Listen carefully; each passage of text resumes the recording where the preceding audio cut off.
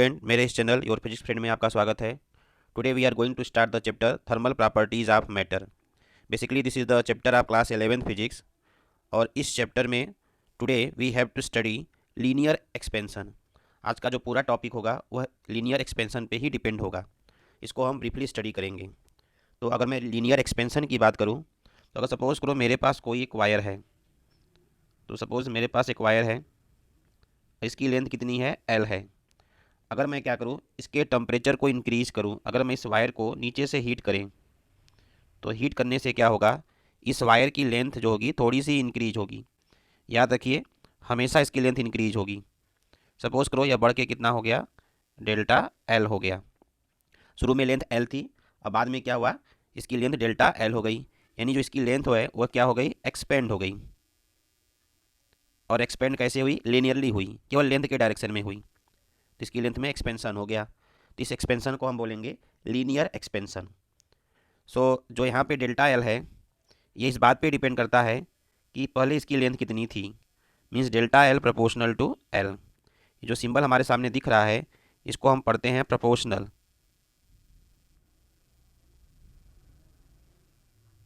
So delta L proportional to its original L. दूसरी बात पे डिपेंड करता है कि हमने इसको कितना हीट दिया है। मींस चेंज इन टेम्परेचर, पहले कितना टेम्परेचर था और बाद में कितना टेम्परेचर हो गया, इस सेकेंड थिंग पे डिपेंड करेगा। अगर इन दोनों को हम कंबाइन कर दें तो from equation 1 and equation number 2, when we combine this 1 and 2, then we get delta L proportional to L into delta T. तो यहाँ पे हमारे पास दो टर्म्स हैं, एक है डेल्टा एल और दूसरा क्या है, एल डेल्टा टी। और बीच में कौन सी साइन है, प्रोपोर्शनल की साइन है। तो इस प्रोपोर्शनल की साइन को हम हटाते हैं। हटाने के लिए हम करते क्या है, हम एक नंबर का मल्टीप्लाई कर देते हैं। तो delta L becomes alpha L delta T. यहाँ पे जो नंबर हमने इसको लिखा है इसका वैल्यू होती है अल्फ़ा। यह एक प्रोपोर्शनल कांस्टेंट है। यह क्या करेगा, यह कम वाले वैल्यू में को इंक्रीज़ कर देगा या ज़्यादा वाले वैल्यू को डिक्रीज़ कर देगा। यहाँ पे जो अल्फ़ा हमने मल्टीप्लाई किया है, इस अल्फ़ा को हम बोलते हैं coefficient of linear expansion. This alpha is known as coefficient of linear expansion. इसकी वैल्यू को, इसके मतलब को हम अभी थोड़ी देर में समझने की कोशिश करेंगे कि यह अल्फ़ा क्या इंडिकेट करता है। तो शुरू में इसकी लेंथ एल थी, इसको हमने हीट किया। हीट करने से जनरली इसकी लेंथ इंक्रीज होगी। सपोज़ करो वह डेल्टा एल हो गई। तो डेल्टा एल जो एक्सपेंशन हो रहा है, ये दो चीज़ों पे डिपेंड करता है। एक तो ओरिजिनल लेंथ कितनी थी और सेकेंड इसको कितने टेम्परेचर से चेंज किया गया है। यहाँ से अगर हम अल्फ़ा की वैल्यू को कैलकुलेट करें, अगर अल्फ़ा की वैल्यू निकाली जाए तो अल्फ़ा की वैल्यू आ जाएगी delta L divided L delta T. अगर सपोज़ की जाए कि इसकी लेंथ को हमने 1 ले लिया, 1 मीटर, और जो टेम्परेचर का डिफरेंस है उसको हमने ले लिया 1 डिग्री सेंटीग्रेड। तो अगर इस वैल्यू को हम यहाँ पे पुट करें तो alpha becomes delta L divided 1 into 1। तो यहाँ से हमको मिल गया alpha is equal to delta L. तो अगर इसको डिफाइन किया जाए, इसका डेफिनेशन बनाया जाए, तो सपोज़ करो हमारा एक वायर है जिसकी लेंथ है 1 मीटर और जिसको गर्म किया गया कितने डिग्री तक, 1 डिग्री सेल्सियस तक। गर्म करने से इसमें जो एक्सपेंशन हुआ, उसी इस एक्सपेंशन को हम क्या बोलते हैं, डेल्टा एल बोलते हैं। तो अगर हमारे पास 1 मीटर का वायर है और उसको हमने 1 डिग्री सेंटीग्रेड तक गर्म किया, तो गर्म करने से इसमें क्या होगा, एक्सपेंशन होगा। तो जिस लेंथ का एक्सपेंशन होगा उसी को हम डेल्टा एल करते हैं, और वो हमेशा किसके इक्वल होगा, उसके लीनियर एक्सपेंशन मीन्स अल्फ़ा के इक्वल हो जाएगा। तो कभी भी आपको अल्फ़ा कैलकुलेट करना है तो उसके लिए आपके पास कंडीशन क्या आएगी कि आप क्या करेंगे, एक वायर लेंगे जिसकी लेंथ कितनी हो, 1 मीटर, और उसको कितना डिग्री तक गर्म करेंगे, 1 डिग्री सेंटीग्रेड तक गर्म करेंगे। इस अल्फ़ा के बारे में अगर और डिटेल में स्टडी किया जाए तो अल्फ़ा जो है यह डिपेंड करता है कि नेचर ऑफ मटेरियल कैसा है। ये केवल एक ही चीज़ पे डिपेंड करेगा, वह है नेचर ऑफ मटेरियल। अलग अलग मटेरियल का जो है अल्फ़ा अलग अलग होगा और ये किसी चीज़ पे डिपेंड नहीं करता। ना ही ये टेम्परेचर पे डिपेंड करेगा, नहीं ये उसके ओरिजिनल लेंथ पे डिपेंड करेगा। यह डिपेंड करेगा केवल नेचर ऑफ मटेरियल पे। और अगर सपोज़ करो किसी का अल्फ़ा ज़्यादा है, अगर अल्फ़ा ज़्यादा होने का मतलब क्या हो गया कि जो लेंथ चेंजिंग होगी, जो उसमें एक्सपेंशन होगा, जिसको हम बोलते हैं लेंथ चेंजिंग, तो उसकी जो लेंथ चेंजिंग होगी वह ज़्यादा होगी। तो अल्फ़ा बढ़ने का मतलब है लेंथ में चेंजिंग ज़्यादा होगी। इसका ये सिंपल सा मीनिंग है। अगर मैं इसके यूनिट की बात करूँ, तो अगर यूनिट की बात की जाए तो हमारा जो फार्मूला आया वो कितना आया है, alpha is equal to delta L divided L into delta T. तो डेल्टा एल की यूनिट कितनी होगी, मीटर। इस एल की भी यूनिट कितनी होगी, मीटर। और डेल्टा टी की यूनिट कितनी होगी, डिग्री सेल्सियस। तो मीटर से मीटर क्या हो जाएगा, कैंसिल हो जाएगा। तो आंसर आ जाएगा 1/डिग्री सेल्सियस। तो इसकी यूनिट हो गई। या इसको हम 1/केल्विन भी कर सकते हैं। अगर डेल्टा टी की मैं बात करूं तो डेल्टा टी में क्या होता है, चाहे आप डिग्री सेंटीग्रेड यूज़ करो या केल्विन यूज़ करो, दोनों सेम आता है क्योंकि ये टेम्परेचर का डिफरेंस है। अच्छा, अब इसको थोड़ा सा और डिटेल में स्टडी करते हैं। तो हमारे पास delta L is equal to, formula बन के आ गया है delta L this is equal to alpha L into delta T. तो इस डेल्टा एल का मतलब क्या है, इस डेल्टा एल का मतलब है कि शुरू शुरू में उसकी लेंथ कितनी थी, L1 थी, और बाद में उसकी लेंथ कितनी हो गई, L2 हो गई। तो शुरू शुरू में जब इसकी लेंथ L1 थी तो इस L की जगह हमने क्या पुट कर दिया, L1 डेल्टा टी पुट कर दिया। तो इसको अगर टेम्परेचर का डिफरेंस, इसके लेंथ का डिफरेंस देखा जाए तो ये कितना हो गया, L2 minus L1, this is alpha L1 delta T. यहाँ से इसका L2 की मैं बात करूँ तो इस L1 को मुझे क्या करना पड़ेगा, ट्रांसफ़र करना पड़ेगा।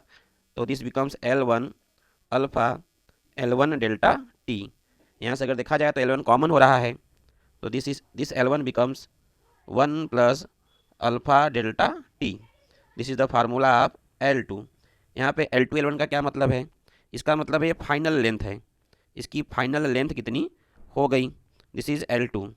L1 का क्या मतलब है, इसकी ओरिजिनल लेंथ कितनी थी, this is the meaning of L1।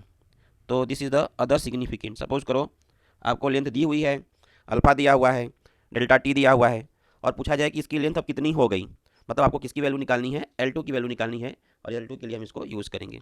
चलते हैं हम कुछ क्वेश्चन सॉल्व करते हैं इसी कॉन्सेप्ट पे।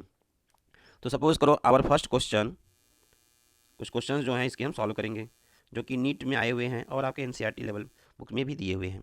तो सपोज करो हमारे पास दो वायर हैं, एक यह वायर हो गया और दूसरा यह वायर हो गया। मान लो इस वायर की लेंथ दी हुई है L1, इस वायर की लेंथ दी हुई है L2, इसका जो एक्सपेंशन कांस्टेंट हो दिया है अल्फ़ा 1 और इसका दिया हुआ है अल्फ़ा 2, और हमको फाइंड करना है, you have to find the conditions, find conditions when their length change, their length change, find the condition when their length change same in each condition, in each cases। तो हमको एक ऐसा condition calculate करना है जिसपे दोनों का length change क्या हो जाए, सेम हो जाए। तो इसको हम सॉल्व करते हैं। तो सपोज दोनों का क्या सेम है, दोनों का लेंथ चेंज सेम है, देयर लेंथ चेंज, दोनों का लेंथ चेंज सेम है। तो लेंथ चेंज का मतलब क्या हो गया, दोनों का delta L1 is equal to दिया हुआ है डेल्टा L2। इसका फार्मूला लिखा जाए, इसका फार्मूला हो जाएगा अल्फ़ा 1 L1 डेल्टा टी, इसका फार्मूला हो जाएगा अल्फ़ा 2 L2 डेल्टा टी। अब यहाँ पे हमने अल्फ़ा 1 और अल्फ़ा 2 यूज़ किया है, क्यों यूज़ किया है, क्योंकि दोनों वायर अलग अलग हैं। तो यहाँ से देखा जाए तो डेल्टा टी जो हो रहा है कैंसिल हो रहा है, तो हमने इसको कैंसिल कर दिया। तो हम अगले टर्म में क्या लिखेंगे, L1 अल्फ़ा 1 L2 अल्फ़ा 2। तो यहाँ से कंडीशन क्या मिला कि जो अल्फ़ा 1 रेशियो अल्फ़ा 2 होना चाहिए वह किसके इक्वल होना चाहिए, L2/L1। तो अगर कभी जो लीनियर कोफिशिएंट कांस्टेंट का जो रेशियो है और उनके लेंथ का रेशियो सेम आ गया तो इस केस में दोनों में सेम चेंजिंग होगी। हमारा सेकंड क्वेश्चन है, क्वेश्चन नंबर सेकंड। हमारे पास अगेन दो वायर हैं, इसका लेंथ दिया हुआ है L1 और कोफिशिएंट कांस्टेंट दिया हुआ है अल्फ़ा 1। इसका लेंथ कितना दिया हुआ है, L2, और कोफिशिएंट कांस्टेंट दिया हुआ है अल्फ़ा 2। हमने इनको ज्वाइंट कर दिया और हमको कैलकुलेट करना है find their effective, means combined, effective का मतलब क्या हो गया, combined effective linear expansion coefficient constant, effective expansion coefficient constant, मतलब अगर इनको हम कंबाइन कर दें तो कंबाइन करने के बाद इनका जो एक्सपेंशन कांस्टेंट होगा वह कितना आएगा। तो इसका मतलब क्या है कि अगर इनको हम जोड़ दें तो इनकी लेंथ कितनी हो जाएगी, L1 प्लस L2 हो जाएगी। तो इसका मुझे क्या कैलकुलेट करना है, इसका एक्सपेंशन कांस्टेंट कितना होगा उसको हमको कैलकुलेट करना है। चलिए हम इसको सॉल्व करते हैं। तो हमारे पास एक लेंथ L1 का और दूसरा लेंथ L2 का वायर था, हमने इनको आपस में कंबाइन कर दिया। तो कंबाइन करने के बाद जो उनका डेल्टा एल आएगा, उस डेल्टा एल का फार्मूला क्या हो जाएगा, इसका फार्मूला हो जाएगा इनकी length into alpha into delta T. ये फार्मूला बनकर तैयार हो जाएगा। किसके लिए तैयार हो जाएगा, इस नंबर के लिए तैयार हो गया फार्मूला। अच्छा, जो डेल्टा एल होगा, जो चेंजिंग आएगी वो उन दोनों के चेंजिंग की इक्वल होगी। तो इक्वल हो जाएगा अल्फ़ा 1 प्लस अल्फ़ा 2। अब इसकी हम वैल्यू पुट कर देंगे, यहाँ पुट करेंगे L1 plus L2 into alpha delta T. यहाँ फार्मूला पुट होगा L1 अल्फ़ा 1 डेल्टा टी और यहाँ पुट हो जाएगा L2 अल्फ़ा 2 डेल्टा टी। तो अगर देखा जाए तो डेल्टा टी सब में है, तो इस डेल्टा टी को हमने यहाँ से कैंसिल कर दिया। तो यहाँ से अल्फ़ा की वैल्यू कितनी आ जाएगी, L1 अल्फ़ा 1 L2 अल्फ़ा 2 अपान L1 प्लस L2। इसका इफेक्टिव एक्सपेंशन कांस्टेंट हो गया। अगर हम इस कॉन्सेप्ट को सिंपल पेंडुलम में यूज़ करें, तो सपोज़ करिए हमारे पास एक सिंपल पेंडुलम है और इस सिंपल पेंडुलम को हमने हीट कर दिया। हमको पता है कि अगर मेरे पास कोई पेंडुलम होता है तो उस पेंडुलम का अपना एक फ्रीक्वेंसी होता है, अपना एक टाइम पीरियड होता है। तो हमने एक सिंपल पेंडुलम ले लिया। सपोज करो this is our simple pendulum. You already know that this is the structure of simple pendulum. इसमें एक बॉब होता है, मान लो इसकी लेंथ कितनी है, L है। जिसका टाइम पीरियड को हमने ऑलरेडी पढ़ रखा है। अगर आप नहीं जानते हैं तो इसके टाइम पीरियड का फार्मूला हो जाएगा 2π√L/G। This is the formula of simple pendulum. अब हमने क्या किया, इसको हमने हीट कर दिया। यहाँ से इस वायर को हमने हीट करना शुरू कर दिया। तो हीट करने से इसकी लेंथ चेंज हो जाएगी और जो पेंडुलम का टाइम पीरियड होता है वो लेंथ पे डिपेंड करता है। तो इसकी लेंथ कितनी हो जाएगी, इसको सपोज करो इसके टाइम पीरियड को हमने T' ले लिया, तो दिस बिकम 2π √। अब L तो चेंज हो गया, तो नई लेंथ का फार्मूला हम लिखना सीख चुके हैं, L1 plus alpha delta T. ये हमारा न्यू लेंथ आ गया और G की वैल्यू में कोई चेंजिंग नहीं होगी। अब मुझे चेक करना है इसका टाइम पीरियड इंक्रीज हो गया कि डिक्रीज हो गया। तो हम क्या करेंगे, इन दोनों इक्वेशंस को डिवाइड करेंगे, मीन्स 1 को डिवाइड कर देंगे 2 से। तो हमारा दिस बिकम्स T/T'। ऊपर कितना आया, 2π√L/G। नीचे कितना आया, 2π√L1 plus alpha delta T upon G। अब यहाँ से 2π से 2π क्या हो गया, कैंसिल हो गया। और बाकी चीज़ें हमको पता है कि सपोज़ करो यहाँ पे लिखा है √2 और यहाँ पे लिखा है √3। तो अगर इन दोनों का बेस सेम होगा तो हम इसको √2 अपान √3 लिख सकते हैं। तो इस चीज़ को हम यहाँ पे अप्लाई करेंगे, तो दिस बिकम T/T'। सबको एक ही रूट में लिख देंगे। तो this is L/G divided L1 plus delta T upon G। इस रूट को इतना हमने पूरा अप्लाई कर दिया। तो L से L कैंसिल हो जाएगा और G से G कैंसिल हो जाएगा। और ये जो थर्ड नंबर का जो प्लेसेस हैं ये कहाँ चला जाएगा, ये हमारा चला जाएगा। इसको हम इस तरह इस मैनर में लिखेंगे, this becomes T/T' is equal to √1/1 plus alpha delta T. ये एक रिलेशन आ गया। अब यहाँ से क्या करेंगे, हम T'/T निकालेंगे। जब T'/T निकालेंगे तो ये चला जाएगा ऊपर 1 प्लस अल्फ़ा डेल्टा टी। तो यहाँ से T'/T इसको हम चाहे तो इस तरह लिख सकते हैं, 1 plus alpha delta T power 1/2।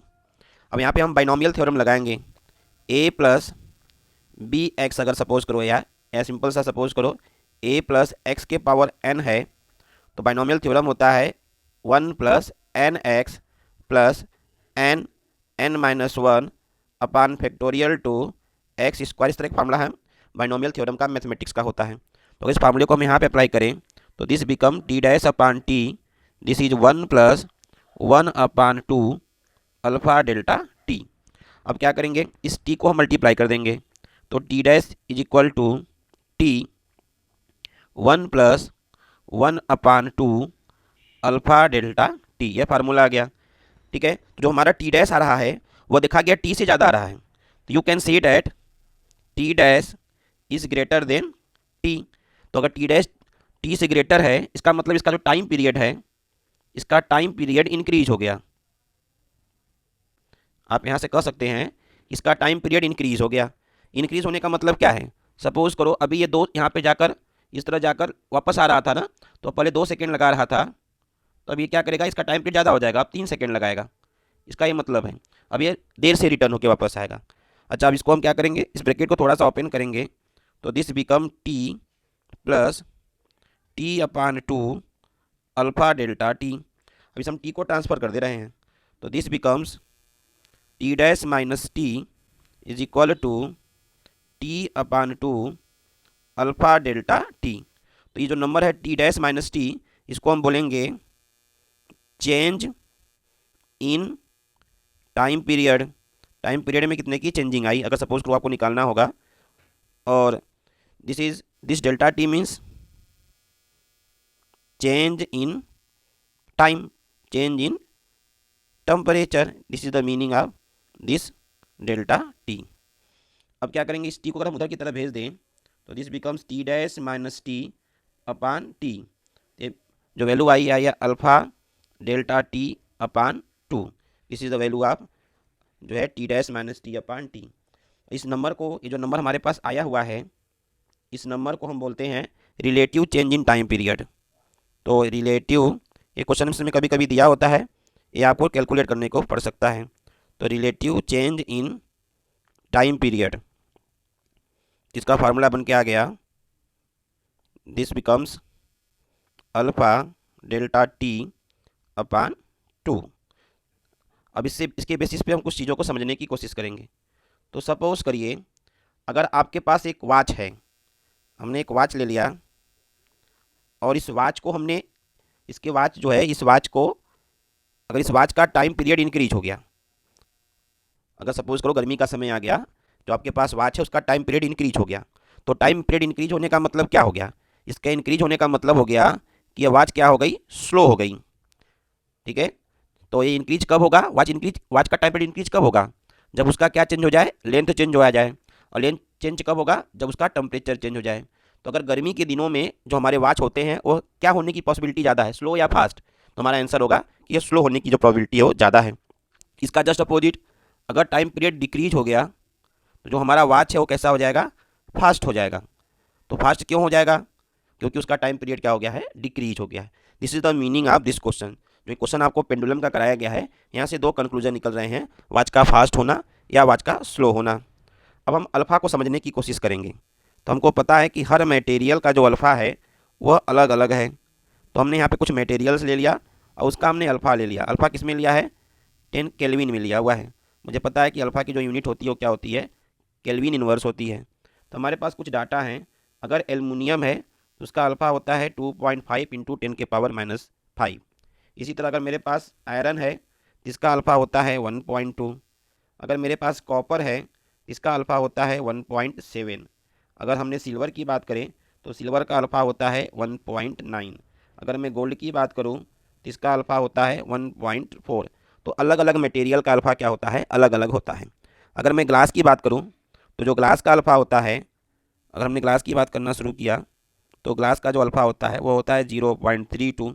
तो इसका क्या मतलब है, अगर हमको इन सब का अल्फ़ा दिया तो इसका क्या मतलब है, जिसके मतलब को समझने के लिए हम इनको थोड़ा सा रिलेट करेंगे। तो सपोज़ करें अगर मैं सेम टेम्परेचर की बात करूं, जो हमारा टेम्परेचर है वो क्या है, सेम है, और हम कंपेयर कर रहे हैं कॉपर का और हम कंपेयर कर रहे हैं ग्लास का, तो दोनों के अल्फ़ा को अगर हम डिवाइड कर दें, कॉपर अपान ग्लास करें, और दोनों का टेम्परेचर क्या है, सेम है, और वो सेम लेंथ के भी हैं। सेम लेंथ का कॉपर ले लिया है, सेम लेंथ का ग्लास ले लिया है।